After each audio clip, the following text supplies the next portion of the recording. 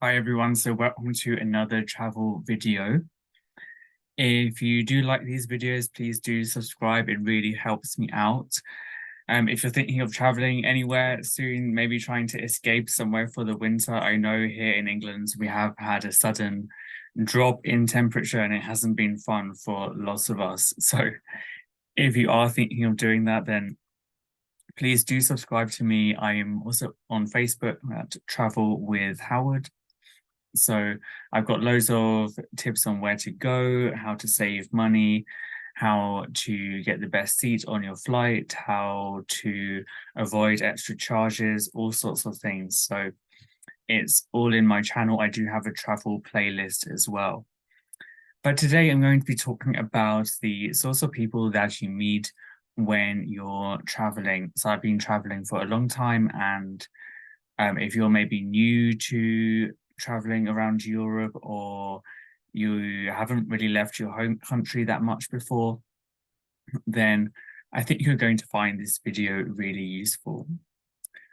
So first of all, it does depend what you're doing, where you're staying, the sorts of people that you'll meet. If you're looking for a program where you get free accommodation and food in exchange for your English language skills, then check out Angloville. I do have another video of that. I'll put it in the top or in the bottom down in the comments.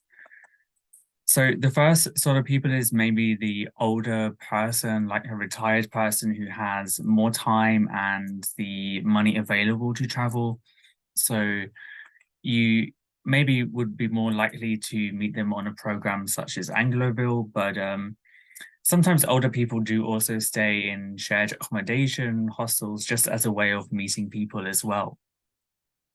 So, and they're generally the sorts of people that are nice to talk to, have life experience. Maybe if you're young, you might feel you don't have so much in common with them, but I believe that everyone can find something in common with other people. So, and if they're the sort of person that wants to travel, they're probably quite open-minded and happy to spend maybe a lot of their time with people younger than them, or happy to do their own thing, but still maybe participate in some group activities when the mood takes them, or if they get along with you. So that would be the first sort of person. The next sort of person is a younger person who's trying to work their way abroad as a way to pay for their travel. Again, you meet people like this on programs such as Angloville, but it's not necessarily limited to that. People do all sorts of jobs while they're traveling, especially with working remotely, working online these days. The digital nomad world is quite big, so I do have some other videos on that as well that you might want to have a look at. So that'd be the other sort of person. People have different feelings on the digital nomads that move to other places. Some people say that they push prices up for local people in terms of accommodation.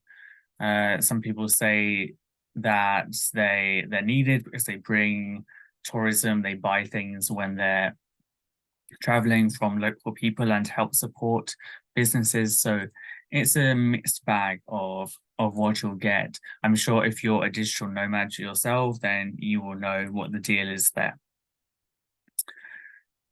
So that would be the second sort of person. Maybe someone who is established already in their career or business and wants to travel more, taking a sabbatical, maybe trying to do something different, learn a new language, for example. So that would be the second person. The third would be the younger person who's maybe just graduated or just finished high school, secondary education, whatever you want to call it.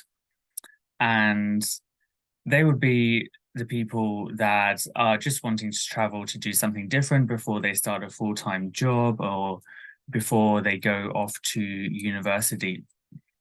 But that does kind of branch out into two separate factors. There's the people that maybe are from wealthier families who have money and those who don't. And what I've noticed when I was younger and traveling is that there was certainly some sort of tension between these two groups. I'd be interested to know what other people think about that actually. If you want to write in the comments what your feelings are, then do let me know. But for anyone thinking of heading abroad, traveling this winter or next year, then those are often the sorts of people that you're going to meet on your trips abroad. So if you have any comments or advice for a future video, then do let me know.